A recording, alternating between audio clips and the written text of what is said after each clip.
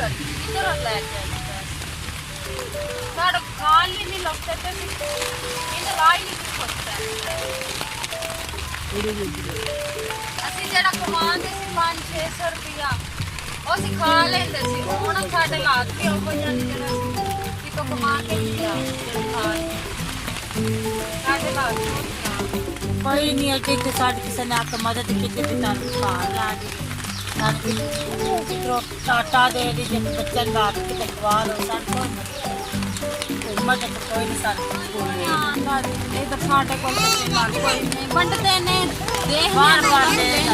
ਬਾਕੀ ਸਾਨੂੰ ਕੋਈ ਨਹੀਂ ਕਰਦੇ ਤੂੰ ਪਤਾ ਹੁੰਦਾ ਕਿ ਦੋ ਫੌਜੀਆਂ ਦੀ ਗੱਡੀ ਭਰ ਕੇ ਆਈ ਹੈ ਕੁਛ ਕਰਦੇ ਸਾਡੇ ਲਈ ਕੋਈ ਨਹੀਂ ਘੁੰਮਣ ਦੇ ਬੰਦੇ ਰਾਸ਼ਨ ਵੰਡ ਰਹੇ ਨੇ ਕਿਸੇ ਨੂੰ ਨਹੀਂ ਉਹਨਾਂ ਦਿੱਤਾ ਸਿਰਫ 2-4 ਬੰਦਿਆਂ ਨੂੰ ਦਿੱਤਾ ਦੇ ਕੇ ਤੇ ਉਹਨਾਂ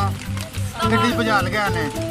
2-4 ਬੰਦਿਆਂ ਨੂੰ ਦਿੰਦੇ ਨੇ ਉਸ ਤੋਂ ਜ਼ਿਆਦਾ ਬੰਦਿਆਂ ਨੂੰ ਰਾਸ਼ਨ ਨਹੀਂ ਦਿੰਦੇ ਤੇ ਤੁਸੀਂ ਇੱਥੇ ਕਿਉਂ ਆਪਣਾ ਝੁੱਗੀ ਵਸਾ ਕੇ ਬੈਠੇ ਫਿਰ ਸਾਡੇ ਕੋਲ ਕੋਈ ਘਰ ਨਹੀਂ ਕੋਈ ਰਹਿਣ ਦੀ ਜਗ੍ਹਾ ਨਹੀਂ ਹੈ ਕੀ ਕਰੀਏ ਫਿਰ ਕਿੱਥੇ ਜਾਈਏ हुकूमत नूं मेहरबानी जो हुकूमत खोज लवे। सड़क किनारे आशियाना बसाए बेबस अफराद अपनी मुश्किलात का मदावा करने और पेड़ की आग बुझाने के लिए किसी मसीहा के मुंतज़िर हैं कि हुकूमत की तरफ से भी कोई आए और इनकी मुश्किलात का हल निकाले, ताकि ये लोग यहाँ पर अपने बच्चों के साथ ज़िंदगी बसर करने की बजाय किसी ऐसी जगह पर जहाँ पर इनको छत मुयस्सर हो वहाँ पे बच्चों का पेट भी पाल सकें।